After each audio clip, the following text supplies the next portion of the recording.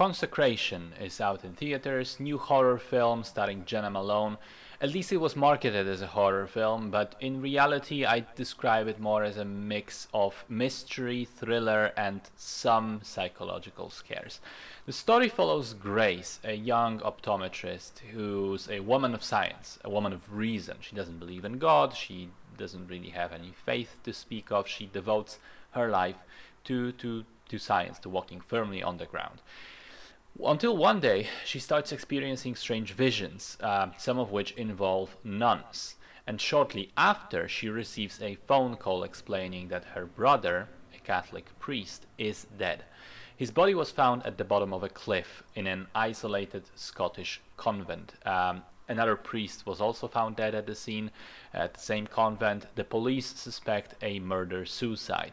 Grace absolutely refuses to believe that. She's convinced that the nuns are hiding something, and she ends up going to Scotland to investigate, at which point she gets tangled up in this web of mysteries involving her brother, the other priest, her own childhood memories and backstory, and of course the nuns' convent.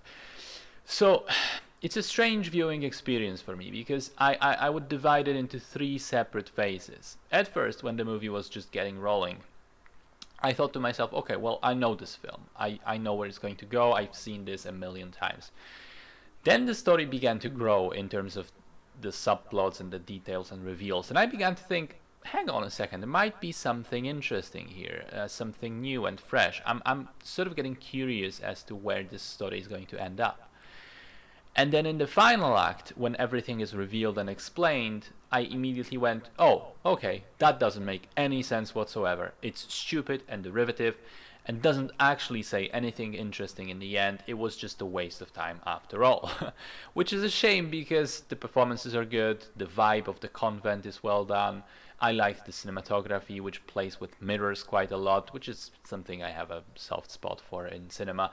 And as I said, around the middle part of the film, I was really enjoying myself. I was getting into the story and waiting to see how it would unfold and how it would all fit together. But then by the end, it becomes apparent that it doesn't fit together, that it's a house of cards that falls apart and makes you feel a little cheated. Not recommending this one.